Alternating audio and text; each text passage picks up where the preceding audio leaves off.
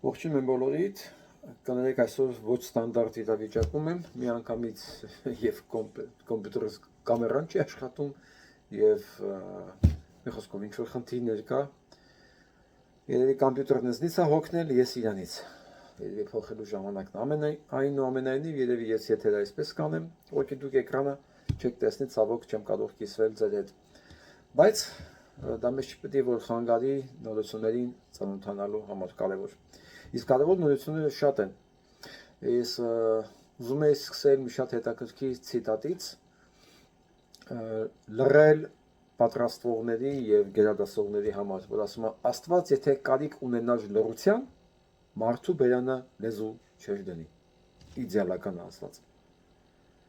Սա հատուկ նրանց համար, ովքեր մտածում են, որ լռելով ինքնաբերաբար հարցերը լուծվելու են։ Չեն լուծվելու լռելով։ Ոչ մի հարց չի լուծվել առ այսօր եւ դժվարել երբևէ լուծվի։ Մարդիկ կռիվ են տալիս, հոգի են տալիս, պայքարում են չի լուծում։ Ով ասեց, որ լռելով ինքնաբերաբար հնարավոր է խնդիրը լուծել։ Եվ այսպես նաեւ ուզում եմ հիշեցնել, որ դուք ալիքին կարող եք օգնել Patreon-ին գրանցելով link անպայման պայքը կա եւ ովքեր պատրաստ են մեկանգամյա օգնություններով օգնել ալիքին, հոյակապ կլինի։ Իսկ ես պետք է ասեմ, որ այս շաբաթ անպայման արդեն ներկայացնելու եմ ինքնաճանաչում շարժման հայեցակարգը, որը 99%-ով պատրաստ է, ես հիմա տարածքալների ուղումներով եմ զբաղված այդ հսկայական փաստաթղթի։ Երևի ես մի քանի բանով հաղորդումով կներկայացնեմ, որ դուք վիդեո տարբերակներ ունենաք, մանրամասն բացատրելով, թե ինչ է սպասվում Հայաստանի եւ մենք ինչ ենք անելու, որ ոլորտներում, որ ունենանք այն երկիրը, որին կարծում եմ մենք արժանի ենք։ Հա, ես վստահ եմ, որ արտահերթ է լինելու ընտրությունները եւ ես չեմ պատրաստում 5 տարի սպասել։ Ես այսօրվանից պատրաստում եմ դրան եւ բոլոր նրանք, ովքեր կմիանան այդ ծրագրին։ Իմջալոց այսքանի օրը ես շաբաթ ամեջ ենթադրում եմ պատրաստ կլինի նաեւ մեր կայքը, որտեղ դուք կարող եք ուղղակի դառնալ այդ ամբողջ գործի շարժման աջակից եւ անդամ։ Գնանք այսօրվա կարևոր նորություններին, ես ուզում եմ սկսել ոչ թե հայաստանյան նորություններով, այլ մեր տարածաշրջանի, որ արդեն հնարավոր չի թաքցնել են կորուստների մարդկային զոհերի քանակը, որոնք Ամերիկայի Միացյալ Նահանգներն ունենում է Իրանի հետ պատերազմում։ Սա բերելու է մի շատ սոսկալի վիճակի մեր տարածաշրջանում։ Տեսեք ինչ է ստացվում։ Արդեն զոհերը գալիս են։ Չի լինում թաքցնել եւ Թրամփը փոխանակ դադարեցնի պատերազմը, հրամայել է ավելի մեծ թափով հարվածել Իրանին։ Իրանը մեծ կորուստներ է ունենում։ Կորուստներ է ունենում նաեւ Ամերիկայի Միացյալ Նահանգները։ Այսինքն այն ինչ որ պետք է լիներ, այս process-ը արագանում է։ Ես ասել եմ, չէ, որ այս պատերազմի ավարտը պետք է լինի մինչև հոկտեմբեր-նոյեմբեր։ Մինչև նույնիսկ գուցե ավելի շուտ, եթե ինտենսիվությունը շատանա, որովհետև ինտենսիվությունը շատանալու պարագայում շատանալու են ամերիկյան զոհերը։ Իրենք իրենց հողի վրա են, իրենց վրա հարձակվում են, բայց ամերիկացին չուզում իր զավակը, իր եղբայրը կամ հայրը մահացած գա։ Սա խնդրեմա Թրամփի համար, ոչ թե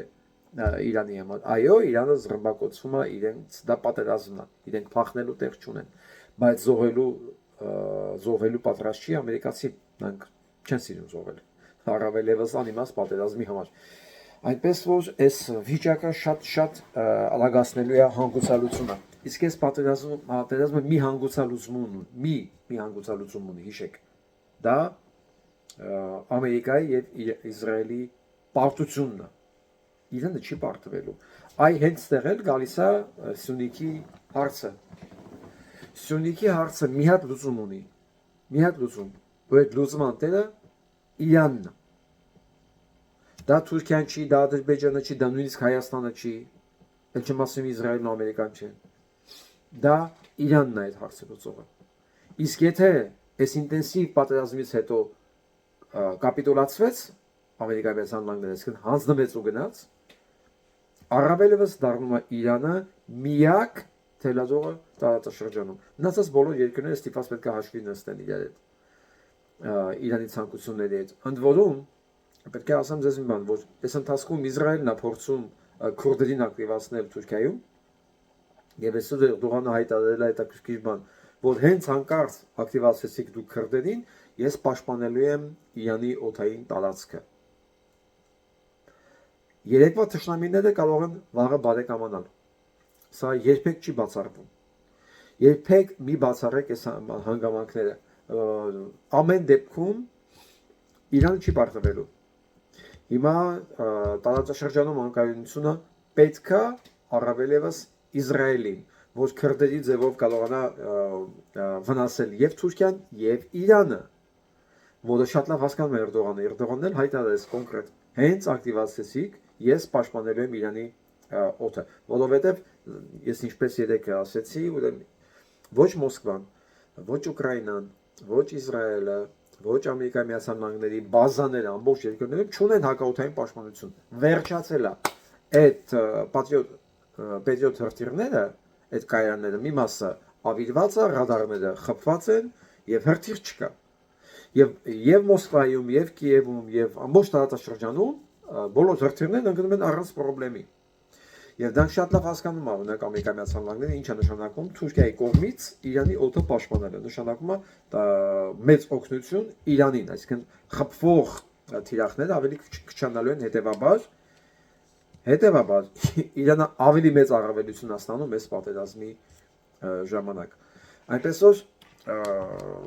ես հասկանում եմ Փաշինյան Նիկոլը արձակուրդի մեջ է, իրան ընդհանրապես բան չի հետաքրքրում։ Քանի որ ոնց որ թե ինքը հասկացել է, որ տարածաշրջանում ինքը հարց լուծող չի, եւ այդ դիրքը լրիվ բավարարում է իրան։ Դրիվ։ Բայց դա չի նշանակում, որ ինքը կարողանալու է հարցերը լուծել։ Ինքը չի կարողանալու հարցերը լուծել, որովհետեւ թրիպի հարցը լուծելը դրված է Փաշինյան Նիկոլի վրա։ Ինքը պետք է հարցը լուծի։ Իսկ ինքը այդ հարցը լուծելու համար պետք է գնա կոնֆլիկտի Իրանի հետ։ Դե գնա։ Իմ ելոց հիմա այդ բաները նայում նայենք։ Զանգում են, որ Իրանից Հայաստան հեղուկ գազ չեն կարողանում տեղափոխել։ Բեռնատարների հայ վարորդները տեսանյութ են հրապարակել, որտեղ երևում է ինչպես են հարյուրավոր բեռնատարներ կանգնած կայանատեղիում։ Հայաստանում գտնվող վարորդել է Իրանում գտնվող գործընկերների հետ։ Այնտեղից փոխանցել են, որ Միացյալ Նահանգների հարվածների պատճառով Իրանի գազի պահեստներից մեկն է վնասվել։ Իրանցիները հորդորել են հայ վարորդներին սպասել, մի հնարավոր լինի գազ տրամադրել։ Հասարակ բան, այս պատերազմը, որ հիմա արդեն թեժացել է Պարսկաստանում, հեղուկ գազի խնդիր առաջացել դեֆիցիտ Հայաստանում։ Դուք պատկերացեք, ինչ կլինի, եթե Պարսկաստանը իրոք փակի հեղուկ գազի ներմուծումը Հայաստան։ Ինչ անելու, գնալու է Ադրբեջանից ուզի։ Պարսկաստանի դերը թերագնահատելը դա կամ անգլագիտություն է, կամ դիտավորություն։ Ոչ ռազմական իմաստով, ոչ քաղաքական իմաստով, հա, ոչ ճանապարհների, ոչ մատակարարման իմաստով, Պարսկաստանի դերը թերագնահատելը, ասում եմ, արդարացված չի, սա կամ անգլագիտություն է, կամ դիտավորություն։ Մի պատկերացրեք ինչպես է գալու չինական ապրանքները Հայաստան, Չինաստանից, եթե փակի Իրանը սահմանը։ Չեմ ասում գազի համար, ընդհանրապես խառնվեն աստիճան, որ ապրանքներ չկա։ Պատկերացնում եք ինչ կլինի Հայաստանում։ Ես ասում կասեմ, որ հսկայական է Չինաստանի այդ առևտուրը։ Հսկայական։ Փակա Չինաստանը, փակա Ռուսաստանը, ինչ անելու Հայաստանը։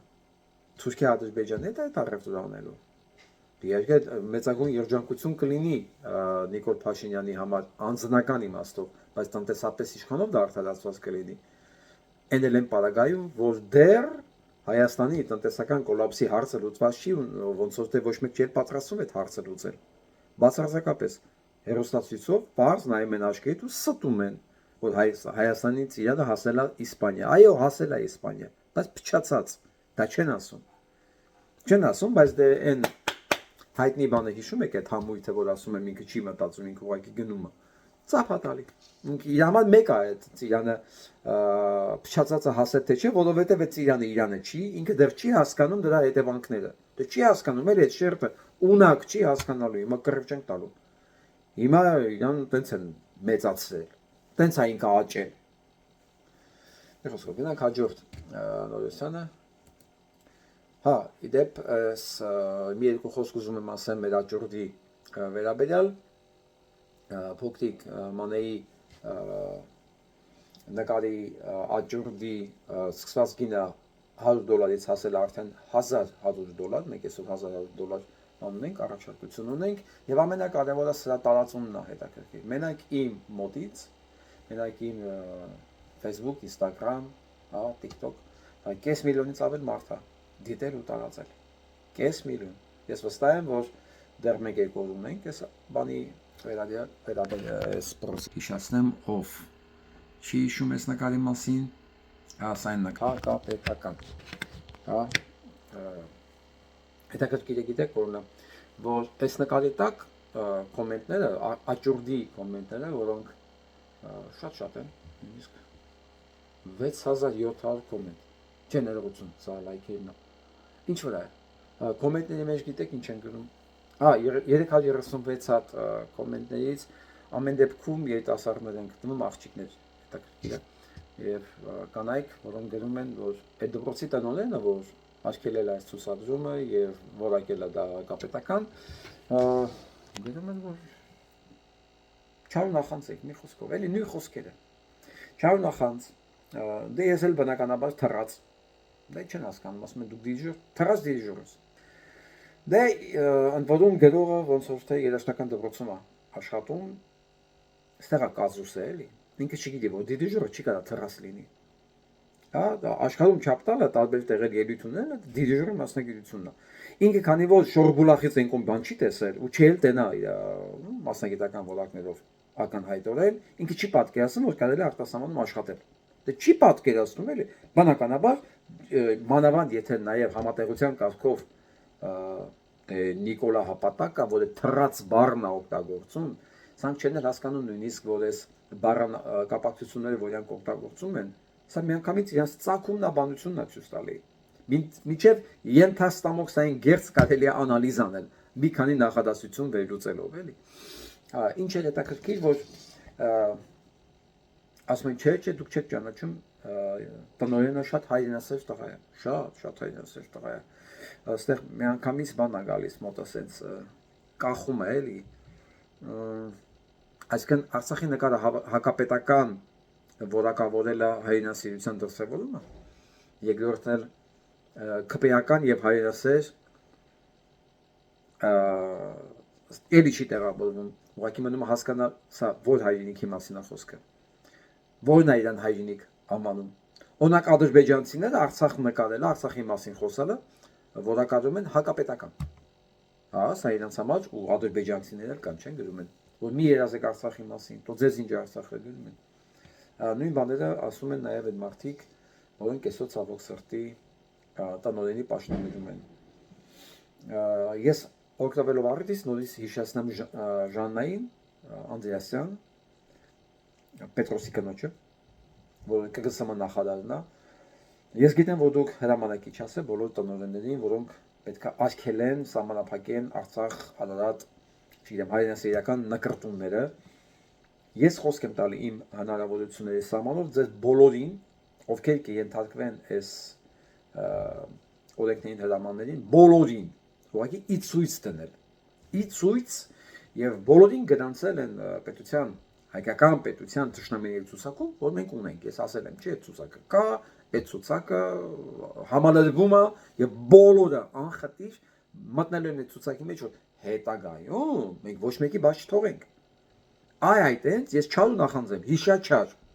Այո, գրանցել են բոլորին, որ հետո մենք ոչ մեկին հանկարծ չմոռանանք, մեկին էլ մոռանանք, նեղանա մեզանից, ասի, ոնց, ես այսքան ստորություն եմ արել, դուք ինձ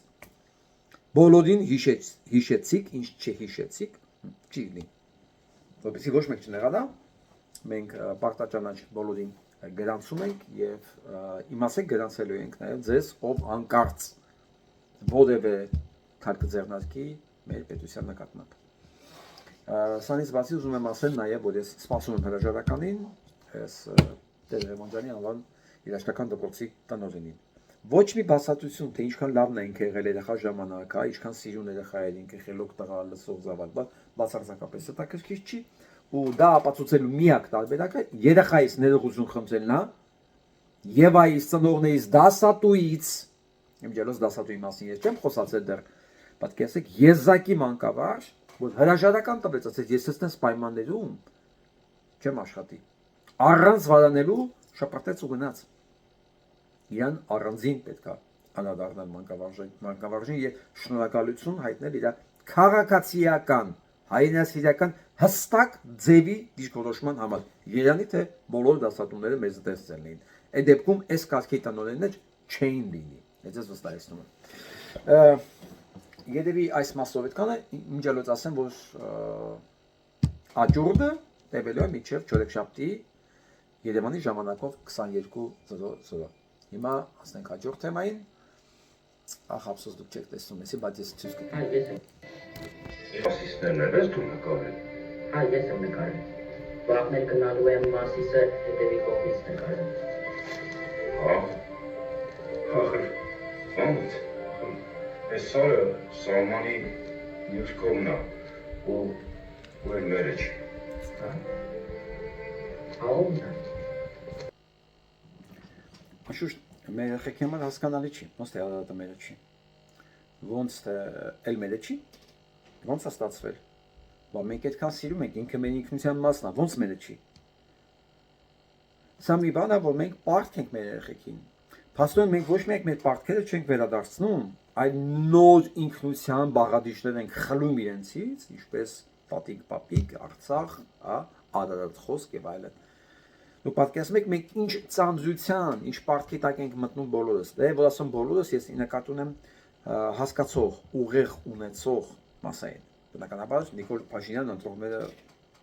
նրանք տեղյակ չեն դրա, այս կարևոր բաների մասին, ինձ համար կարևորը գիտեք ինչն է։ Որ Նիկոլը իրենց ասել է խաղաղություն ա լինելու։ Հա, գերեզմանում էլ է խաղաղություն։ Ընդ որում ստաբիլ, որ երբեք ոչ մի բան չի փոխվում։ Հա, գոնե տեսանելի մակարդակի վրա, դե իհարկե գնում է փտման process-ներ, հա, գիտեք չէ, բնության մեջ էներգիան չի կորում, դա մի վիճակից մյուս վիճակ անցնում, բայց դա էլ հետաքրքիր չի Նիկոլ ընտրողներին, իրենց համար կարևորը որ Նիկոլն իրենց ասել է խաղաղություն ա լինելու։ Եվ այլ մենք մեր երեխեքին շատ բան ենք պարտք, շատ, որովհետև եթե մենք կորցրեցինք այն ինչ որ մեզ պարտադրում են հրաժարվել, ինքնությունը մեր։ Մենք էլ դա չենք վերականգնի։ Հասկացեք, հող կվերականգնենք,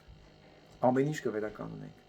Կորսած ինքնությունից հետո մենք արդեն դառնում ենք ընդհանրապես պարարտանյութ այլ ազգերի համար։ Էլ դա վերականգնվող չի։ Իսկ Նիկոլ Փաշինյանի ամբողջ գործունեությունը գնում է հենց դրան։ Մի շատ կարևոր այդ մասով ես բան եմ ուզում ձեզ ցույց տամ։ Քանի որ այդ մասին արդեն խոսել եմ այսօր, ուզում եմ ինքս ինձ ցիտեմ էլի, խոսանք, այսպես կան։ Ցակման տակ ենք, լսեք,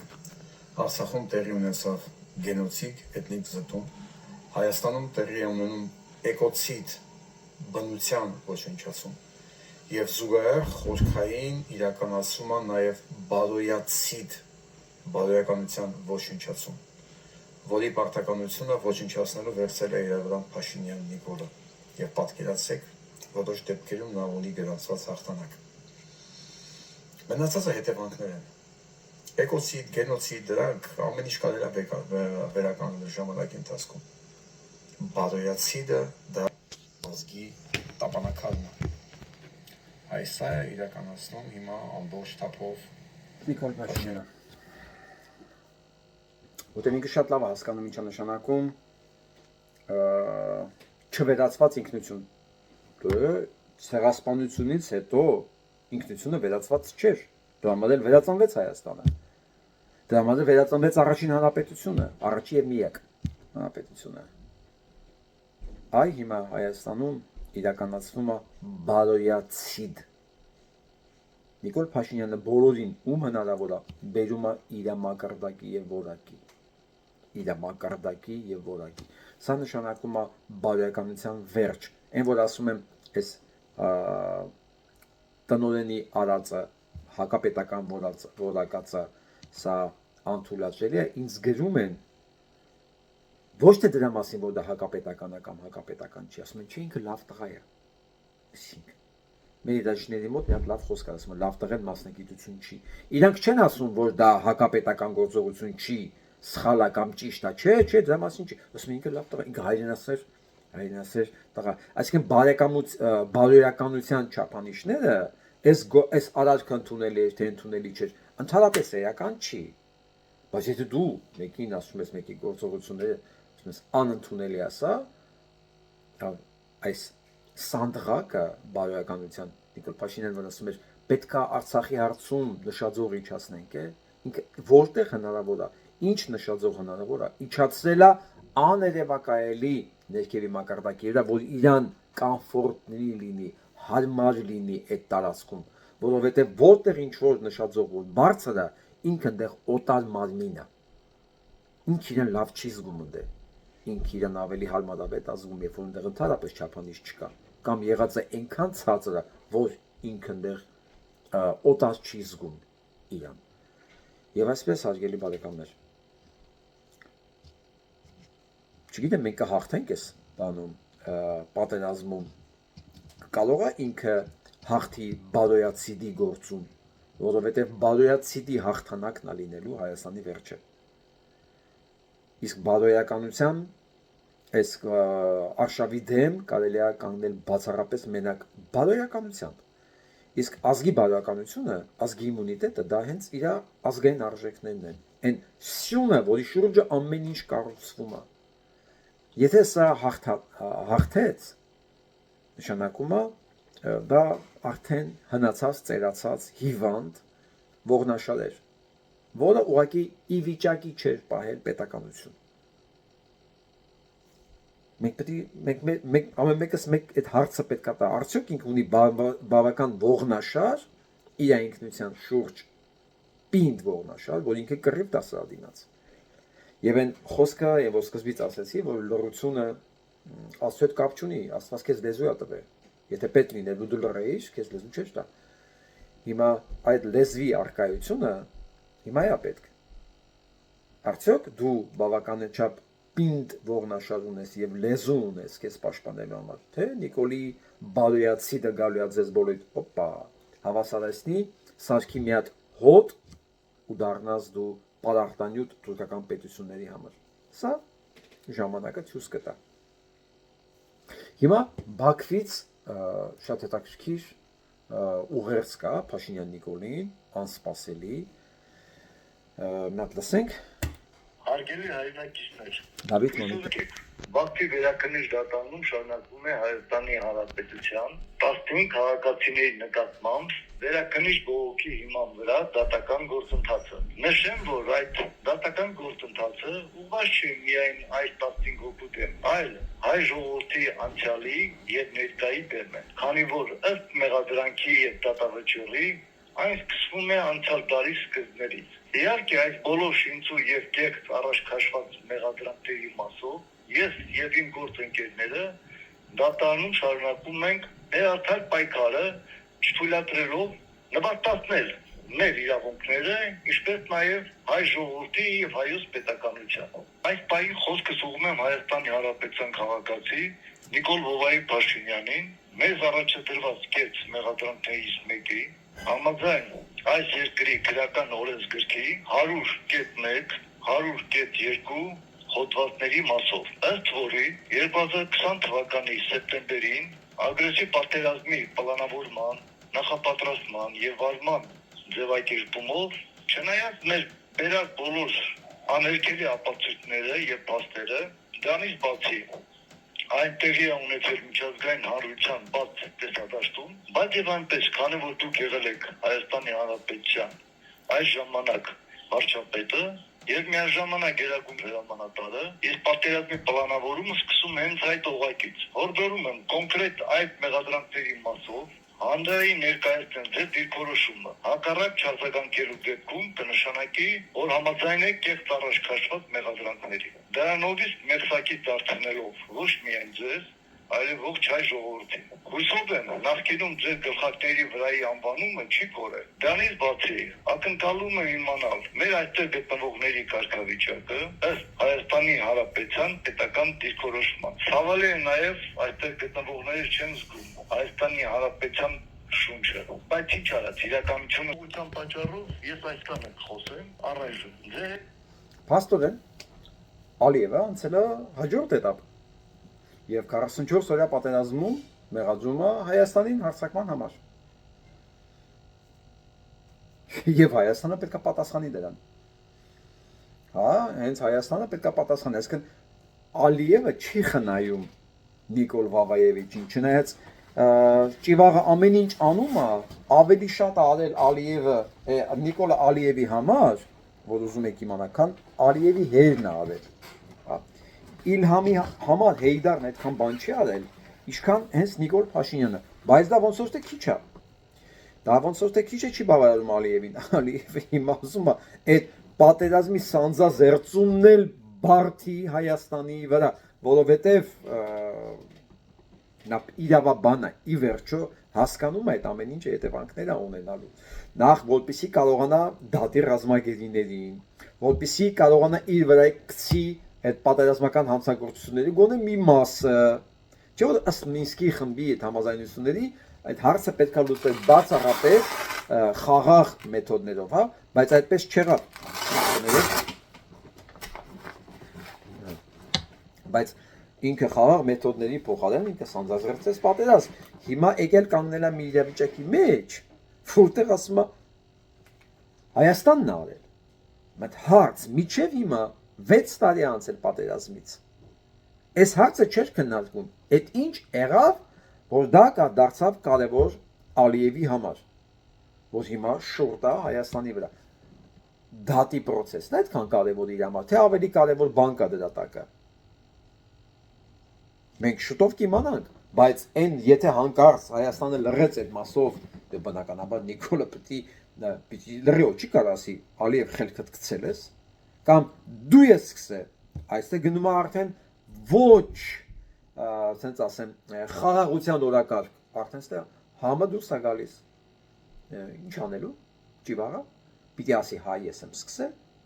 ասի չէ, խաղաղության օրակարգից դուրս են գալի, ինչը Ալիևը հատուկ է անում, որ խաղաղության չգնա, վաղը դուք կլսեք Նիկոլի պրոպագանդոնների ձեռնից, որ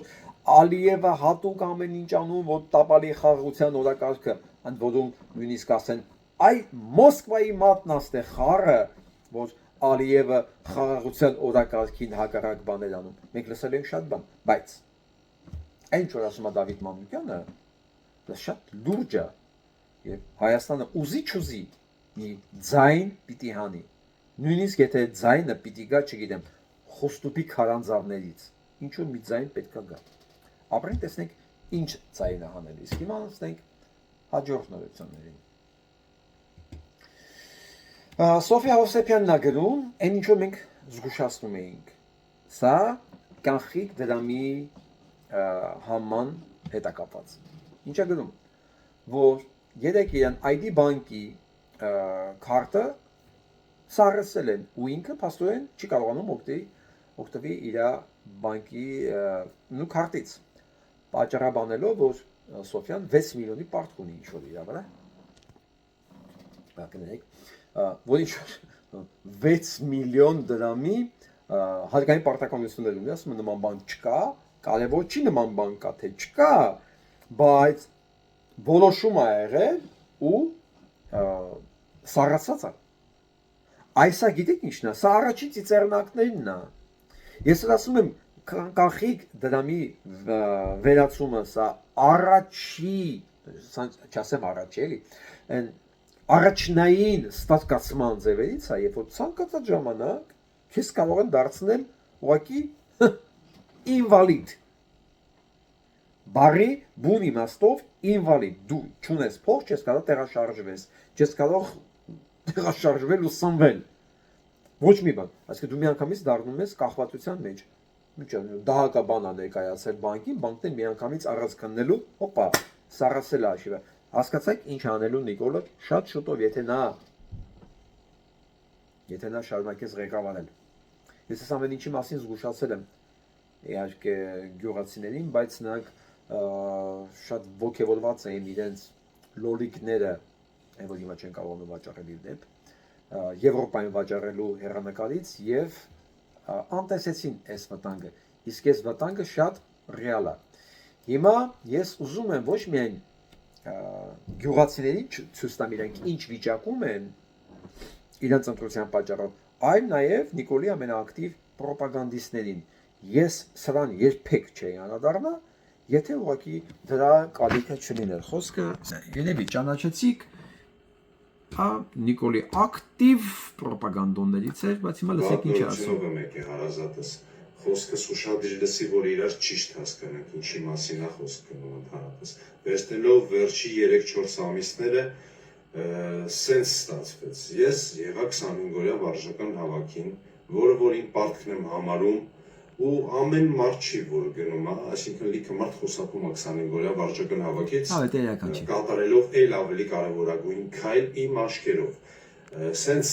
եկեք հասկանանք, կարևոր չի դու սատարում ես իշխանությանը, թե ընդդիմությանը, կան հայրենասեր մարդիկ, աջակիցներ եւ ընդդիմության կողմից եւ իշխանության կողմից։ Չէ, այդպես չի։ Կարևոր է դու ես սատարում սատանուն, թե ժողովրդին, չէ, կարևոր է կապիտուլյանտին, թե հայրենիքդ, այսինքն սեյրական մարդասպանին, թե չես սատարում ուղղակի դրան, հա։ Կարևոր է։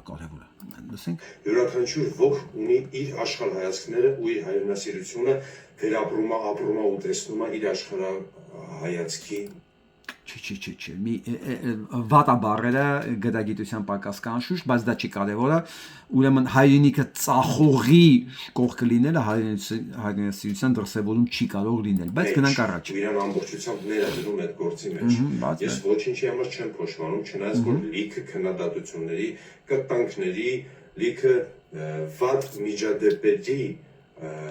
բայց նոր ասկսում, այսպես ասած։ Բայց իրան ասեք, որ սա նոր է սկսում ամեն դեպքում ու Նիկոլ ընտրած բոլորներին ասեք։ Ընդհանրապես ես մի բան կասեմ, այս պահով դատողը անձը չի, մեզ դատողը Աստվածն է եւ թող վրես քարնետի առաջին այն մարդը, որ ինքը իրան անմեղալիովին համարում։ Այս ամեն ինչից ելնելով ես բացի թողարեցի իմ աշխատանքը։ Քիչ ուշադրություն դարձնելու պատճառով իմ աշխատանքին ես այսօր կորցրեցի Արդիշոպը, Ագաթանգերոսի 7 մասնաճյուղում գտնվող Արդիշոպը։ Ներկապային ես ունեմ Արդիշոպ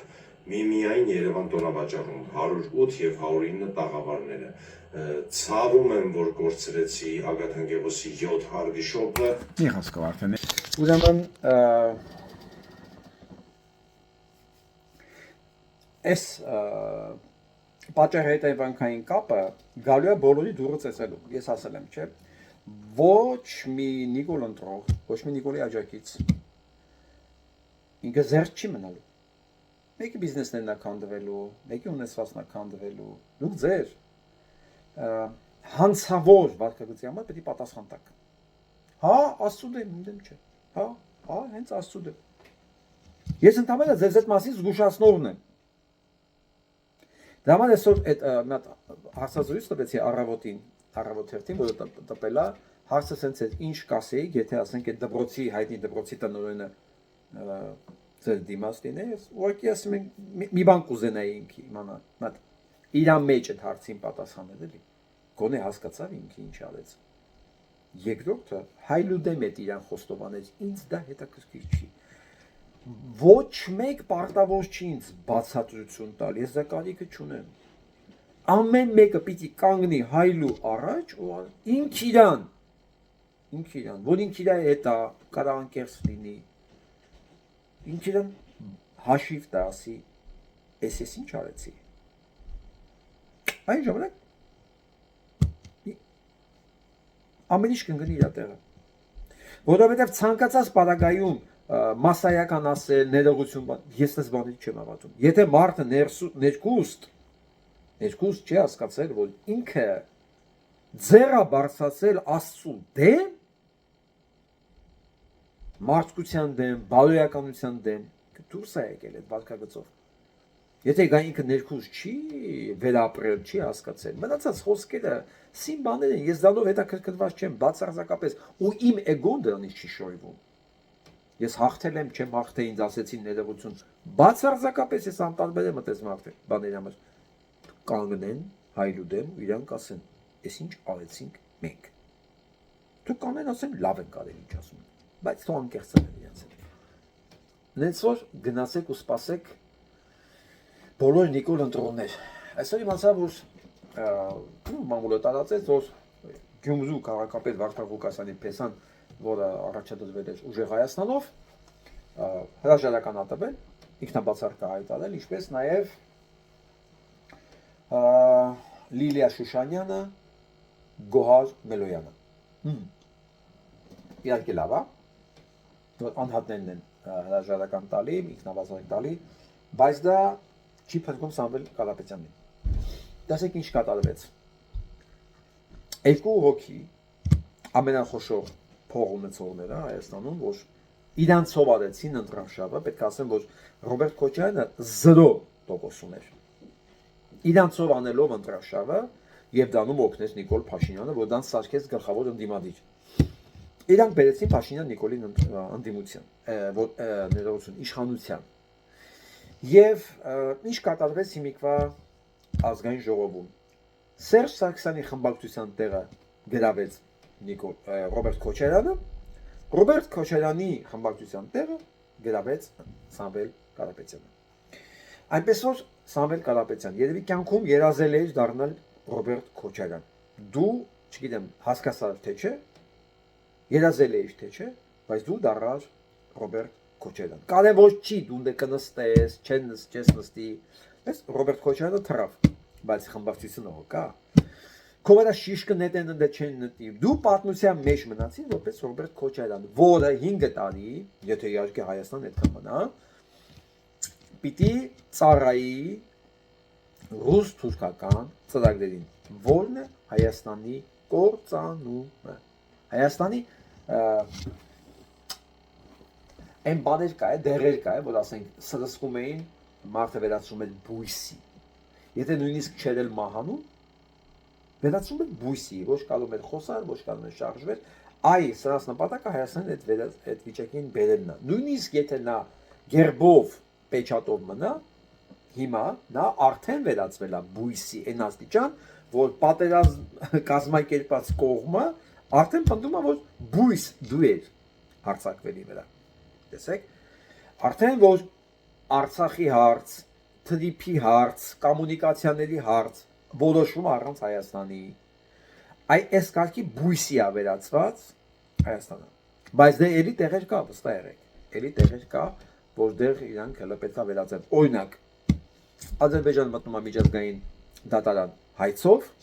ինքս դա է նախապատրաստում երևի հիմա, դրանով, հա, պատերազմի կամ սանձազերծում, 30 տարվա օկուպացիա եւ ասենք 150 միլիարդ դոլարի փոխհատուցում։ Բույսը Հայաստանը չի պաշտպանվում եւ ընդունում է ասենք իր մեղքը։ Եվ գալի ասում է մենք 150 միլիարդ պարկ ենք Ադրբեջանի եւ այդ փողը պետք է տանք։ Ո՞նց։ Ասեմ, այտենց վիճակի դրեցին Գերմանիային Վերսալյան պայմանագրով ու շատ ծանր վիճակի մեջ դրեցին Գերմանիան միջև 33 թիվը, երբ որ գերմանացիները հասկանալով որ ճաճ չունեն, ընտրեցին Հիտլերին, որը ցակուցրի վարեց Վերսալյան բոլոր պայմանագրերը։ Բայց միջև այդ ինչ ուներ, ինչ արտադրում էր Գերմանիան, խլում տանում էին ձեռքից։ Իսկ Հայաստանի պարագայում դա ուրիշ ձև է լինել։ Ոչ միայն խլելու են, տանելու են իր հարստությունը, այլև տարածքները, հենց այդպես։ Իրանք կգտնեն, քանի որ դիմացի լինելու է բույս, իդեմս բանի կառավարության, Նիկոլ Փաշինյանի կառավարության, այտենց էլ անելու են։ Դե այն ժամանակ ես էլի հաշիվ եմ պահանջելու Նիկոլ Փաշինյան ընտրողներից։ Ինչպես այսօր են լացուկոսները դրել, նայենք այս տեսանյութը։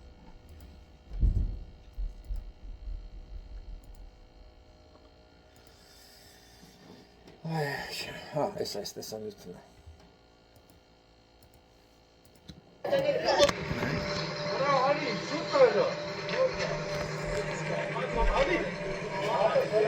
Ոսկետապի բնակիչներն են, փակել են Երևան երազ ճանապարհը։ Ինչի, լոլիկը մնացել է դաշտերում։ Իհարկե լոլիկը պետք է մնալ դաշտերում։ Ինչի մեր զինվորը պետք է անպաշտպան մնար Արցախի դաշտերում, ձեր լոլիկը չի մնա դաշտերում, այդ ով ասեց։ Այդ ով ասեց, որ ձեր լոլիկը ավելի կարևոր է, քան մեր զինվորը, մեր երեխեքի կյանքը, հա։ Այդ ով է ձեզ այդ բանը տվել։ Այդ իդեան, այդ վստահությունը, որ դուք կարող թքած ունենաք այն երեխեքի դիակների վրա, որոնք մնաց չհավաքած Արցախում, որոնք սպանվեցին Արցախում ու ձեր լոլիկը շատ ավելի կարևոր է։ Ես ասել եմ։ Ու այս տարածքները բոլոր Նիկոլ Փաշինյանն են ընտրել։ Դուք միջև վերջի խազը պատասխան եք տալու։ Միջև վերջի խազը։ Ով էլ որ հիմա տուժում է, բայց Նիկոլ չի ընտրել, ինքը շատ լավ պետք է հասկանա, որ ինքն էլ է մեղավոր դրանում։ Այդ լռությունը հիշում եք սկզբից, որ Աստծուն պետք լիներ, որ դուք լռեիք, ձեզ լեզու չէր տա։ Իսկ ես ավելի վստահ եմ, որ դուք բոլորդ լռել եք, որ հանգարց գյուղապետի հետ չբանալնեք, հանգարց հարևանի հետ չթարսվեք, դուք թողել եք, որ այս մասան ձեզ փուրը տա, նույնիսկ եմ ասում, եթե նույնիսկ դուք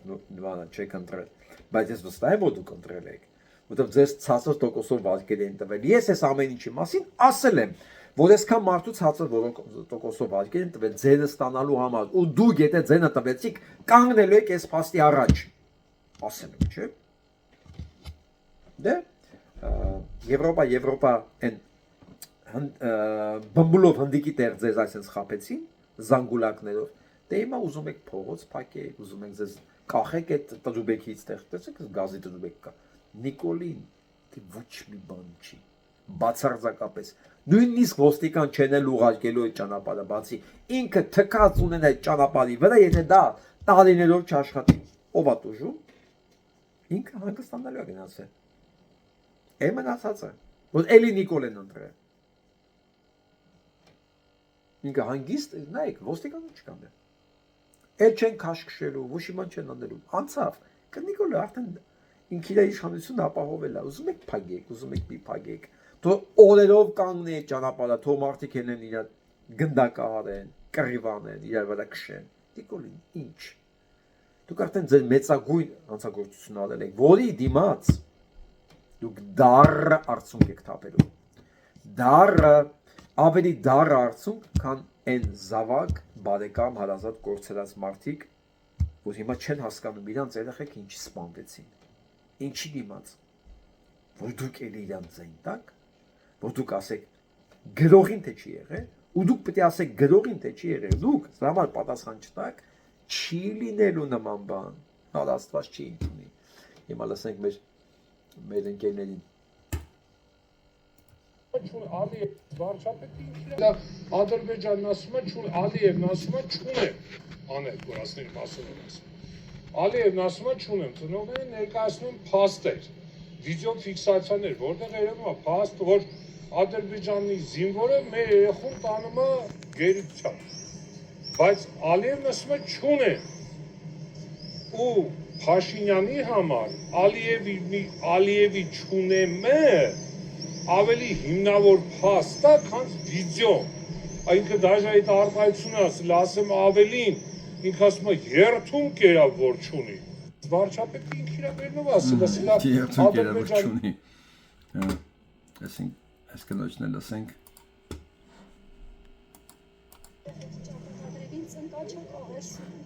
Թող են բացահայտել երեխաների ճակատագրերը։ Օրգաստ ուստի չխարսեք կլինի 6 տարի բարեսին երեխային չեն տեսել։ Դիմանալու չի, մեղքենես մայրեն չենք դիմանում, հիվանդանոցներից ծուներից չեն գնում, ոչ մի բան։ Ես իմ տղայինը վիդեոներ կա 20 թվականին խիմիկների ջոկատի, 20 թվականից իրանց ալիքով ցույց են տվել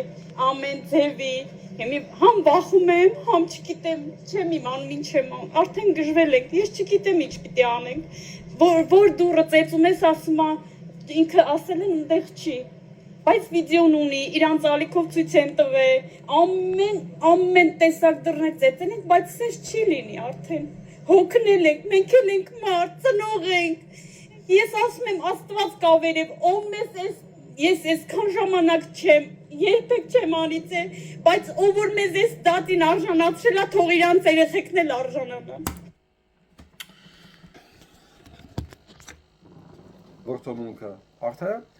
ցանկությունը նույնպես։ Ասեն, իսկ եթե ինքը չասի էլ է, տես լինելու է։ Նույնիսկ եթե ինքը չասի էլ, այտենց լինել է։ Ու Նիկոլ Փաշինյանն ընտրողներ,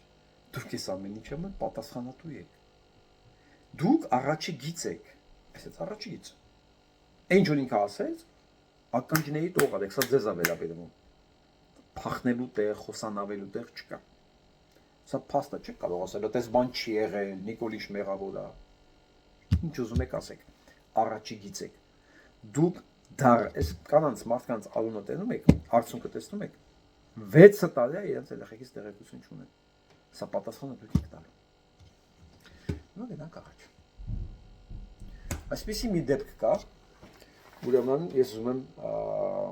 ձեզ տեղեկացնեմ, որ Սմբատ, ներողություն, Նարեկ Սմբատի Սողոմոնյանը, որը ձերբակալվել է 24 թվականին, որպես վկա ու տեղափոխվել է հոգեբուժարան, ինձ ուղարկել իր նամակը, որը նաև տպագրվել Օրագիր News լրատվականում, հա։ Ինչի են ձերբակալել այս տղուն ու տեղափոխել հոգեբուժարան, որովհետև ինքը վկա է պեդոֆիլիայի գործով։ Ինքը ինֆորմացիա ունի եւ վկա է։ Իրան ձերբակալել են ու տարել են հոգեբուժարան։ Ու նախարարի ցուցումով արգելված է իրան որևէ այցելություն։ Հարգելի լրագրողներ, լրատվական աշխարհ պեդոֆիլիայի գործով վկային տարել են հոգեբուժարան ու արգելել են որևէ շփում հետը։ Հասկանում եք սա ինչա։ Նիկոլ ընտրողներ, դուք սա պատասխանել պետք է տաք։ Ես խնդրում եմ, այս բան արեք, գործին ընթացք տվեք։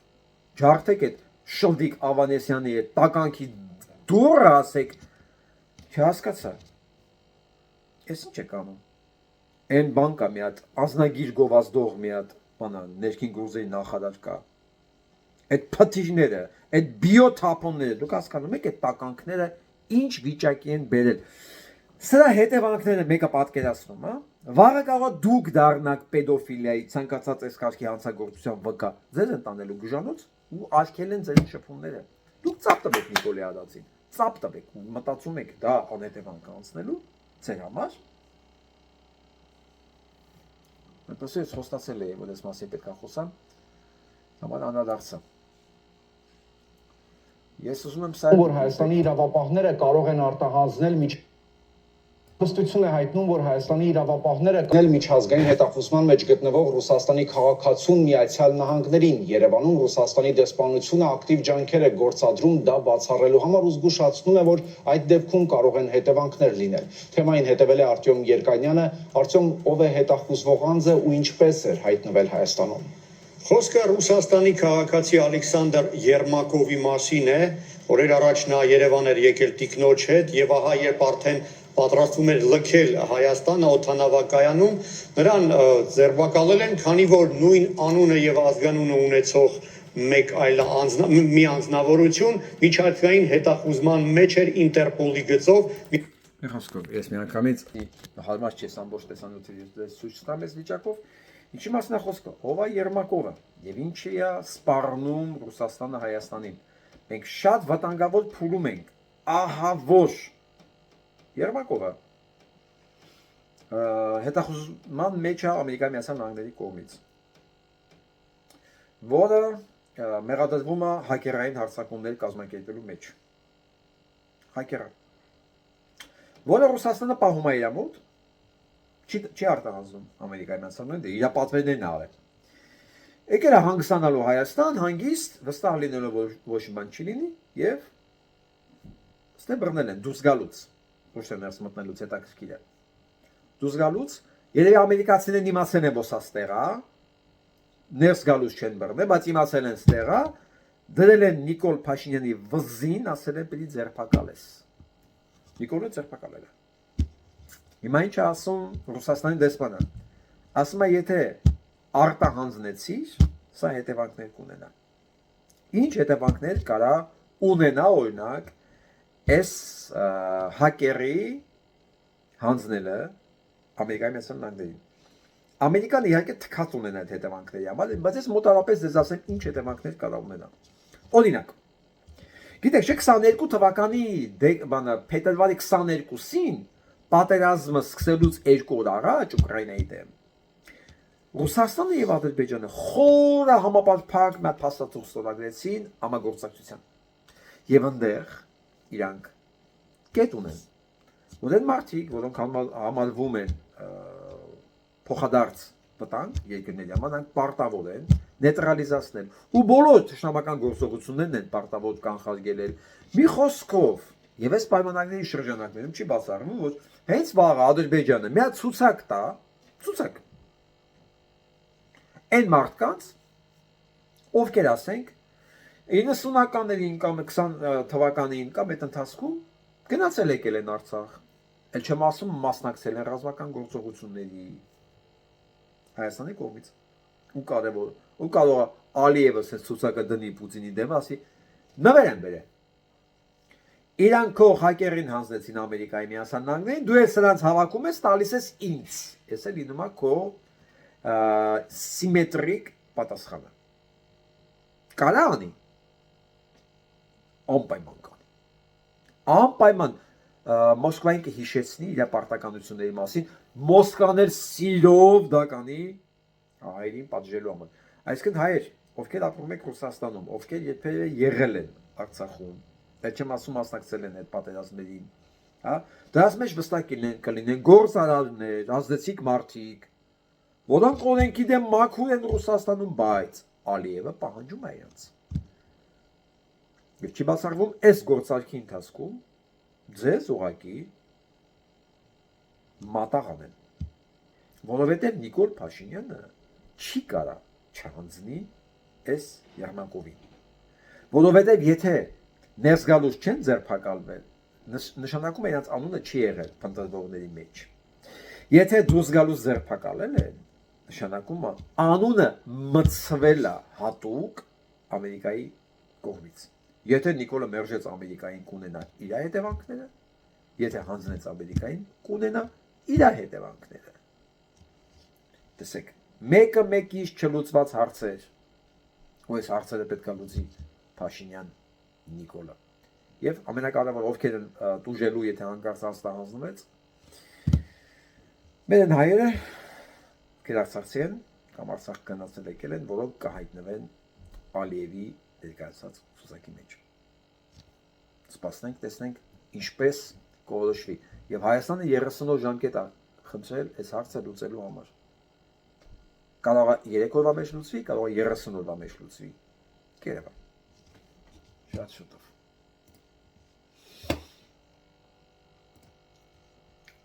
Անի համար եմ ուզում ասեմ, լավ, քանի որ չեմ կարող տալ, երևի իմաստ չունի, բանը հայտարարել է Նետանյահու, որ անպայման ինքը գնալու է Նյու Յորք, չնայած Թրամփը իրան չի ընդունում, ասել է գալու եմ Նյու Յորք, Նյու Յորքի քաղաքապետն էլ իրան հիշացրել է, որ եթե դու գաս Նյու Յորք, ես քեզ ձերբակալելու եմ, ասեմ, հիշեք, որ ինքս ես խնդիրներ ունի Նյու Յորքում, որովհետև Նյու Յորքի քաղաքապետը կարա նման բաներ իրան թույլ տա։ Մի խոսքով Թրամփին հիշացնում են, որ ինքը մոտավորապես 106 անգամ հաղթել է Իրանին, 95 անգամ քանդել է Իրանը, 88 անգամ ուրեմն Իրանի գործարքը իրականացել է եւ 75 անգամ բացել է Հորմուզի նեղուցը։ Սա ուղղակի պատտվում է բանի մեծաներով, ամերիկյան մեծաներով եւ Թրամփը դարել է բացարձակապես ծաղրանքի առարկա ու թեմա։ Իսկ Պենտագոնը էլ չի կարողանում, ինչպես ասեցի սկզբից, թաքցնի զոհվածների քանակը։ Հասկացեք, որ սա կարադառնա, եթե մի երկու օրվա մեջ սրանք շատացան ու կշատանան, որովհետև Թրամփը փոխանակ ձենը կտրի, ինտենսիվությունն է շատացել հարձակումների։ Սոսկալի զարգացումներ է սպասում տարածաշրջանում իրար հետ կապված, բայց ինչպես ի սկզբանե ասել եմ, Իրանը հաղթող է դուրս գալու ամեն պարագայում։ Մարկո Ռուբիոն հիշում եք երևի։ Ես գիտեմ, որ Հայաստանում իրավով հիացողներ կան, բայց ես չեմ կարծում, որ ինքը առանձնապես հիանալու մարդ է։ Ես ավելի շատ արարչիով եմ այս նկարը ուզում ձեզ ցույց տամ։ Ինչ ասում Մարկո Ռուբիոն, որ Իրանը փող ունի եւ փոխանակ վերականգնի իր տնտեսությունը, հա, պատերազմի համար է ծախսում։ Արարչին պատասխանում է ավելի շատ փող ունի Ամերիկայի Միացյալ Նահանգները, բայց բոլոր փողերը գնում է Իսրայել, որ նա իրականացնի պատերազմները, որոնք նա իրականացնում է, իրականում։ Այսօր մի հատ մեծ հոդված կար արարչիից, ես կեսը կարդացի, ճիշտ ասած, այնքան տպավորված էի այս զսպվածության ու խորության մեջ, որ հիմա քանի որ ինձ թվաց պահել եմ այդ հոդվածը ձեզ ցույց տալու համար, մոտս չի, դամա չեմ ուզում պատմեմ դրա մասին իմ բառերով, այնքան լավ է բացահայտում այն ինչ որ հիմա կատարվում է տարածաշրջանում, այն ինչի արդյունքում իրանք իրոք դիմագրավում են եւ հաղթում են։ Ես ասեմ էլի մի բան, իմ հետևորդներից մեկը շատ լավ տղա հարցում է ինչ եմ կարծում երբ է ժողովրդավարությունը հաղթելու Իրանում։ Ես այդ հիմա նայում եմ Հայաստանում ինչ է կատարվում եւ Իրանում ինչ է կատարվում եւ ժողովրդավարության հակարդակիրը եւ տնտեսության եւ կազմակերպվածության պետական համակարգի ասում իրոք ժողովրդավարության խնդիր կա Իրանում, իրոք, բայց ոչ մեր մակարդակի։ Իրանում ոչ մեկ անկախատեսելի անտեղի չի ձերբակալվում եւ չի ունեզրկվում։ Իրանք ունեն իրենց կոշտ օրենքները, որոնք գնալով թեթևացնում են։ Իրանք ունեն համակարգ, որ ոչ մեկի չեն ունեզրկում։ Իդեպ շահի ժամանակվա Իրանից գնացածները, հարուստները, որոնք շահի հետ գնացել են, իրանք ունեցվածքները չեն կորցրել, իրանք հիմնարկները աշխատում են, իրանք տները կան, ոչ մեկ չի ունեզրկվել։ Բոլոր փոքրամասնությունները կրոնական հանգիստ ապրում են այնտեղ, ոչ մեկ ունեզրկված չի, նվաստացված չի։ Ուզում եմ, երբ որ մենք համեմատվում ենք օրենքի օրինականության, ազատությունների մասով, ազատությունները կարող է քիչ են, վստահաբար քիչ են Իրանում, բայց այն ինչ որ կա օրենքով սահմանված ազատությունները, դրանք մարդկանցից ոչ մեկ չի խլում, ինչպես Հայաստան։ Եվ համատության մեջ ես դնում Հայաստանը իբր ազատ երկիր է, դե իմանայի Հայաստանում կոռուպցիայի մակարդակը, Հայաստանում անվտանգության մակարդակը, Հայաստանի պաշտպանունակությունը, Հայաստանի կառավարման համակարգը ու նայենք Իրանի այս նույն բաները լինելով շրջափակման մեջ ընդվորում։ Ես ինչ եմ ասում, թե ես չեմ իզյանականացնում այդ երկիրը, ինք ունի սոսկալի սահմանափակումներ, որոնք եթե լինեին ազատ, ավելի լավ կլիներ գուցե։ Ինչ եմ ասում գուցե, բայց գուցե դառնան իրաք, չեմ կարող ասել։ Բայց որ համատության մեջ ենք դնում, ուզում ենք, որ իրանք ազատ լինեն, մենք հարց եմ ուզում տանք մենք, մեզ ինքներս մեզ, մենք ազատ ենք։ Չէ, մենք ավելի մեծ վտանգի տակ ենք, քան Իրանի ժողովուրդը։ Իրանի ժողովուրդը ինքը չի մտածում, որ վաղը կարող է կողքի Թուրքիան կամ Իրաքը գան իրան գրավեն։ Ամերիկան հարձակվել է իր վրա, իրեն կռիվ են տալի Ամերիկայի հետ, հավասարի, իսկ դա չէր կարող լինել, եթե չլիներ դա արդյունավետ կառավարման համակարգ։ Հիմա ես սա եմ ձեզ ուզում ներկայացնել Ռուսաստանին, Չինաստանին ու Ամերիկային 3 միլիոնանոց երկիր Ռուսաստանին, Չինաստանին ու Ամերիկային։ Ահա 5 ոլորտ, որտեղ Հայաստանը առաջին տեղում է աշխարհում։ 5-րդ տեղում շախմատը 1 շնչի հաշվով։ 1 միլիոնից ավելի բնակչություն ունեցող երկրների մեջ Հայաստանը 1 շնչի հաշվով գրոսմայստերների թվով աշխարհում առաջատարն է։ Մենք ունենք ավելի շատ գրոսմայստեր, քան Չինաստանը։ Իսկ 2011 թվականից շախմատը մեր դպրոցներում պարտադիր առարկա է, աշխարհում առաջին երկիրը, որ դա արեց։ 4-րդ տեղում ծիրանը ամբողջ մոլորակի համար։ Ծիրանի գիտական անունը Prunus armeniaca է, այսինքն հայկական սալոր։ Ամբողջ աշխարհում ծիրանի ծառը կրում է մեր երկրի անունը։ Արարատյան դաշտը այս պտղի նախահայրենիքն է։ 3-րդ տեղում կոնյակը, որ նվիրում են նախագահներին։ Հայկական կոնյակն այնքան լեգենդար է, որ Ստալինը այն նվիրել է Չերչիլին, իսկ Պուտինը Քեմերոնին։ Արարատ բրենդը 130 տարուց ավելի աշխարհի ամենահեղինակավոր կոնյակներից մեկն է։ Երկրորդ տեղում տեխնոլոգիաները, Կովկասի սիլիկոնյան լեռները։ Անցած տարի հայկական տեխնոլոգիական ոլորտի շրջանառությունը աճել է ավելի քան 30%-ով։ Synopsys, Nvidia, Adobe, AMD, Apple բոլորն այստեղ են։ Իսկ Service Titan ընկերությունը, որ հիմնադրել են հայերը, Nasdaq բորսայում գնահատվեց $10 միլիարդ։ Եվ առաջին տեղում մարդիկ, որ ուղեղ ունեն։ Առաջին ոլորտը մեկ կոնկրետ բան չէ, դա մեր գիտատեխնիկական ուղեղն է։ 2009 թվականին BBC-ն Հայաստանին անվանեց աշխարհի ամենախելացի ազգը։ 9 տարեկան երեխաները ծրագրավորում են։ Տեխնոլոգիական ոլորտում աշխատում է աշխատուժի 7%-ը։ Մենք ռեսուրս չունենք, բայց ուղեղ ունենք։ Առաջատար։ Իսկ դու որ ոլորտով ես հպարտ, գրիր մեկնաբանություններում։ Այս որ ասում ենք մենք ուղեղ ունենք, ես մի հատ բան ձեզ հիմա տեղեկացնեմ, որ նոր սանդղա կա, նոր հետազոտություն կա, ըստ որի չափել են, ես ուղղակի հիմա չեմ կարող դա կիսվել ձեր հետ, որովհետև ես եմ կարող պահել եմ, որովհետև էլի են ցուցակներից է, որոնք ես չկարողացա պահել, լավ չի երևի, որոնք գնահատվել են երկրների, աշխարհի երկրների զարգացումը 5 տարվա, 20 տարվա, 50 տարվա պլանով։ Պետք է ասեմ, որ սենց սանդղակ կա, երկրներ կան, որ իրենց արտաքին տնտեսական քաղաքականությունները պլանավորում են, դա ընդունված է մինիմում 5 տարով։ Օրինակ, Ճապոնիան պլանավորում է 25-ից 50 տարվա բանով։ Ամերիկայի Միացյալ Նահանգները 5-ից 20-25 տարվա։ Այն նայած ասենք ոլորտներ էլի։ Պարզվել է Հայաստանը այս պլանավորված արտաքին քաղաքականություն, տնտեսություն, այս պլանավորվածության գծով 130 երկրների մեջ 115-րդ տեղն է, 114 կամ 115 կամ 113, մի խոսքով 110 քանի երրորդ տեղն էր։ Ես այս թիվը ուղղակի համեմատության մեջ ասեմ, որ Վրաստանը 20 քանի երրորդ տեղն էր, Վրաստանը։ Իսկ ամենասոսկալին, որ Ադրբեջանը լավագույն տասնյակի մեջ էր։ Հայաստանը 110 քանի երրորդն է, Ադրբեջանը լավագույն տասնյակի մեջ։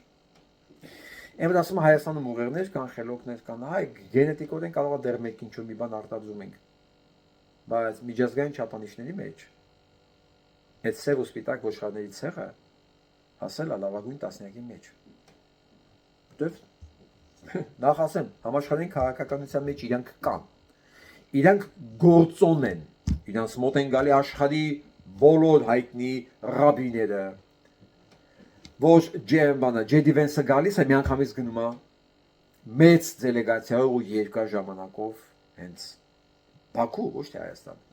Մարկո Ռուբիոն գալիս է ընդամենը 40 րոպեով Հայաստան։ 40 րոպե են էլ ընդամենը օդանավակայա, որ կանչի մի բան ստորակ դել տանասի գնաց տեղից։ Գործոն է Ադրբեջանը։ Հայաստանը չկա։ Ու սա իմ ասածը չի, սա իմ գնահատականը չի։ Դե հիմա ինձ ասեք հակառակվեք միտեղ, որ Հայաստանը երկարատև ինչ-որ պլան ունի գծած։ Այս հայվանները կներեք արտադրությանս համար։ Ստեղ խոստանում են, որ քո պղպեղը գնալու է Եվրոպա, Փարիզից եկածներ, այնա մի կիլո որ ծիրան կերավ դուրս գալի, որ ծիրանը տարտահանել ենք։ Փարիզ։ Այ այս մակարդակի վրա է կառուցված ամեն ինչ։ Ու ձեզ չթվա, սա դրսից չի երևում, ու սա հետևանքներ չունի։ Դրա համար հիմա գյուղացիներն Արարատ Երևան երաս ճանապարհը փագում։ Փագի ու քնի ինձ։ Դա ոչ մի բան չի փոխել, որովհետև դու քեզ ընտրել ես այս որակը, որ մենակ սա ախուր էր, թե մենակ տնտեսությանը սա վերաբերվեր։ Սա վերաբերվում է բոլոր ոլորտներին եւ ամենակարևորը սրբություններին, պետականությանը, բարոյականությանը։ Այս հայտարարությունը ընտրելուց հետո մեզ ոչինչ չի մնում անել, քան դառը լացել մեր ընտրության վրա։ Այն ինչ որ անխուսափելի է ժողովուրդ ջան։ Ես ոչ մեկի տրամադրությունը չեմ ուզում գցել։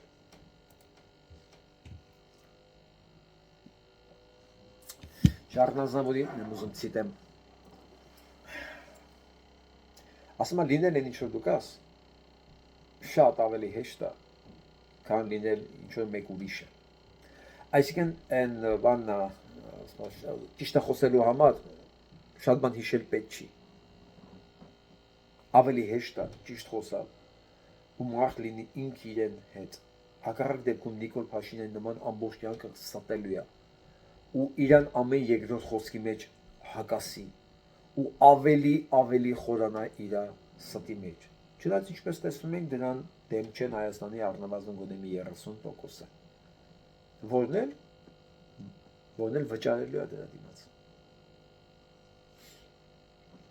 Երկարատև իմաստով ես միշտ ասում եմ, եթե դուք ուզում եք հաղթած լինեք,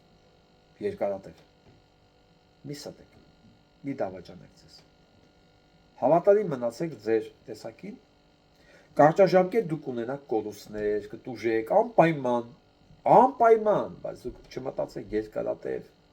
դուք հաղթած եք դուրս գալու, մենակ մի բանի խաթր, ու դուք չեք դավաճանել ինքներդ ձեզ։ Ու սա ամենամեծ կապիտալն է, որ մարդ կարող է ունենալ։ Եվ վերջում,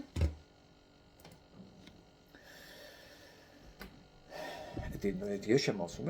Շահնազարն է ասում։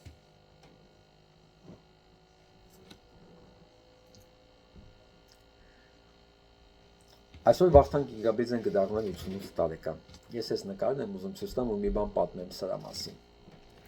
Գյորգի Դանելյանը, Ֆրոնզիկը ու Վախթանգ Գիգաբիձեն։ Գիտեք, մենք ինչի ենք ամենաշատը տուժում հիմա, որ հեղինակություններ չունենք։ Այո։ Երբ որ մեր հեղինակություններին այնքան են հեղինակազրկել, դրանք խոսքի իրավունք չունեն։ Իսկ հիմա ինչ որ ուզում եմ պատմել, ուղիղ դրա մասին է։ Գիգաբիձեն մի ֆիլմում էր նկարահանվում Վրաստանում, որտեղ ինքը արիստոկրատի դեր էր տանում։ Նախահեղափոխական Վրաստանի արիստոկրատի դեր էր տանում, եւ այդ դեպքերը յուրական շրջանում են, ունդեղ մասսայական տեսարաններ է պետք։ Եվ Դանիելյան իր տնօրենին ուղարկում է գյուղեր, ասում է հավաքեք մարդկանց, որ մասսայական տեսարաններին ընդ մասնակցեն, էլի։ Օրը 5 ռուբլով։ Մի խոսքով տնօրենը գնում է, հավաքում է մարդկանց, նկարանող խումբը գնում է, ամեն ինչ պատրաստ է, չի ստացվում նկարահանվելը, չի ստացվում, միշտ ինչ-որ պրոբլեմ է լինում եւ այդ աշխատանքային օրը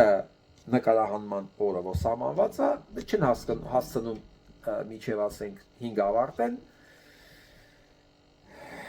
Եվս մի քանի ժամ պետք է որ ավարտեն, Դանիելյան իր տնօրենին խնդրում ասում է, լսի, գնա, խնդրի, ասա, մենք չենք հասցնում ավարտենք, դուք մեզ պետք եք միջև 10 ասենք, բայց գումարը մնալու է նույնը։ Նույնը մնալու գումարը։ Ասում է, տես կհամաձայնվեն։ Տնօրենը գնում է, խոսում է գյուղացիների հետ, գալիս է, ասում է, հա, ասեցին, պրոբլեմ չկա։ Մի խոսքով նկարահանումը վերջացնում են, արդեն շատ ուշ ժամը, ուզում են գնան, մեկ է տենում են այդ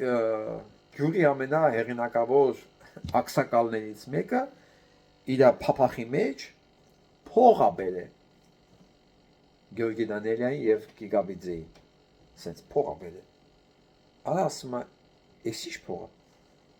Ասում է, «Դուք չասեցիք, որ պայմանը չի փոխվում։ 5 ռուբլին մնում է ուժի մեջ։ Էս 5 ռուբլին է։ Իրանք են հավաքել ամեն մեկի 5 ռուբլի, որ իրանք դառնան այդ process-ի մի մաս։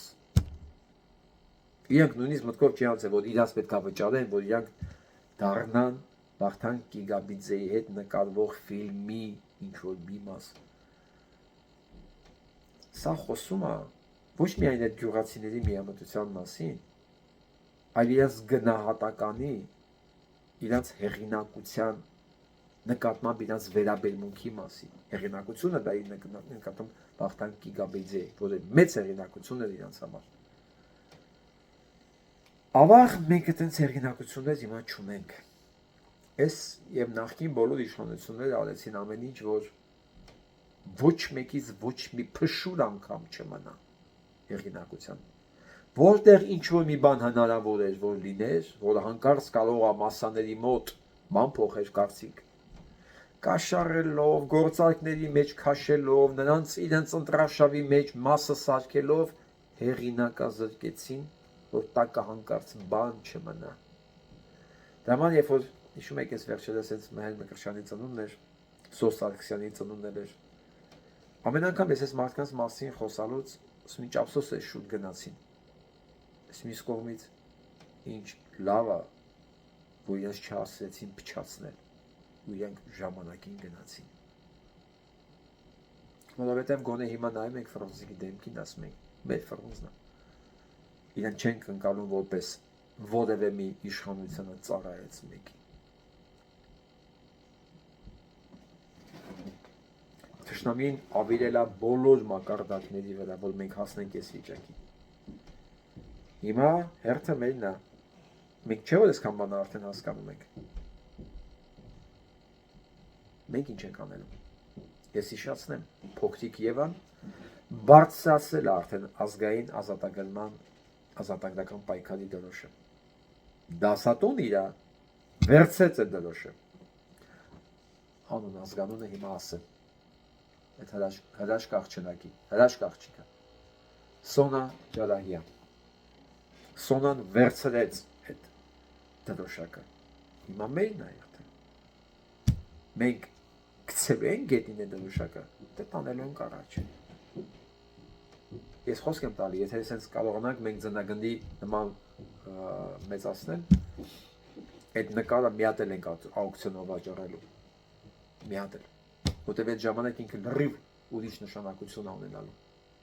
Իսկ այդ նկարը պիտի իրականանա։ Դեռ մեր երեխեքը նստելու են այդ արձանի դեմ ու նկարել են այդ արձանը։ Մենք դա պարտավոր ենք ապահովել։ Այսօրվա համար այսքանը։ Շնորհակալություն, լավ մնացեք։